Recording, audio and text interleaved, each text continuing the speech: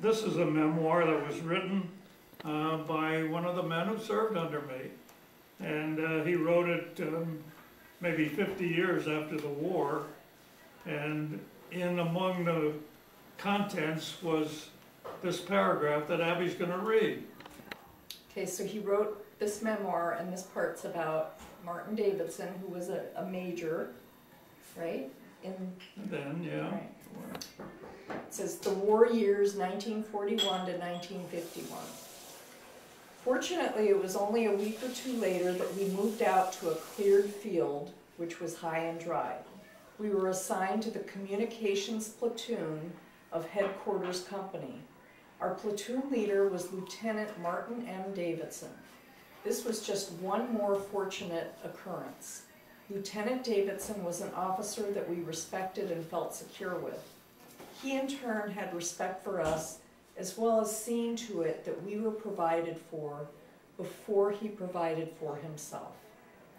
We would have followed him wherever he led us. If he would have said, today we are going through the gates of hell, we all would have replied, let's go. So, that's it. How long ago was that written? Maybe 15 years ago. 15 years ago. And was it in a newspaper? No, he just wrote it as a private memoir. Oh, I see. For his own family and descendants.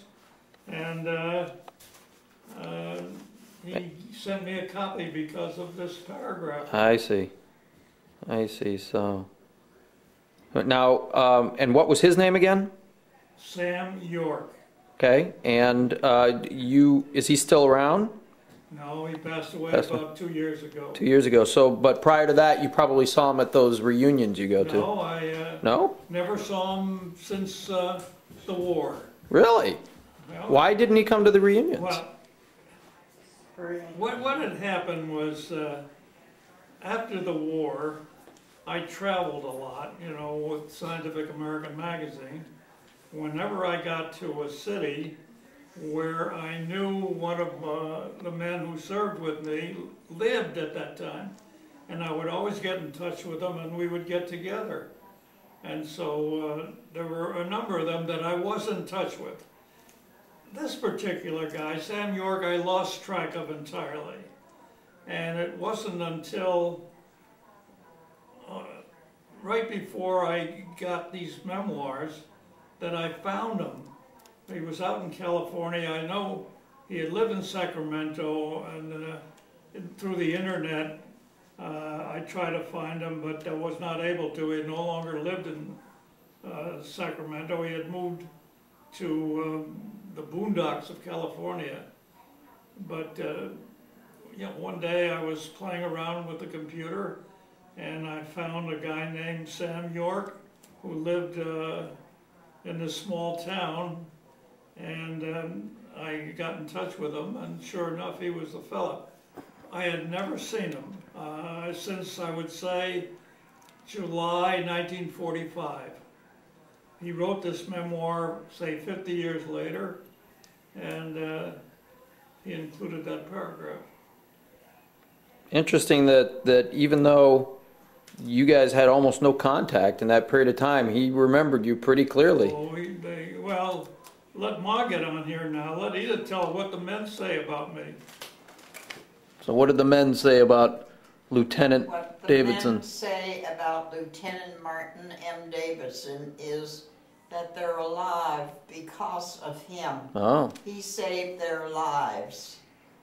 And as a matter of fact, we have a plaque in the hallway that all the surviving people from his unit put together for him and was presented to him at a reunion to show their appreciation for everything he had done for them. Wonderful. Maybe you could stop it and we can look at the plaque.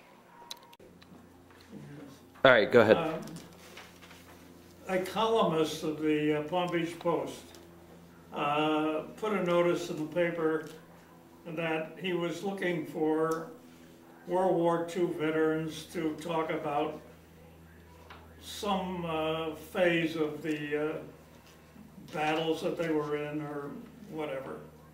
And I sent him a letter that I had written to my brother Alfred, a copy of this letter. The letter was written right after we landed on Guam, and in 1944, would be July or August, July 1944. He was impressed enough with this that he called me up and made an appointment to come over and talk to me. And he took my picture, and they published this letter in the local paper on Sunday, April 23rd, 2006. And Abby can read the letter if she wants.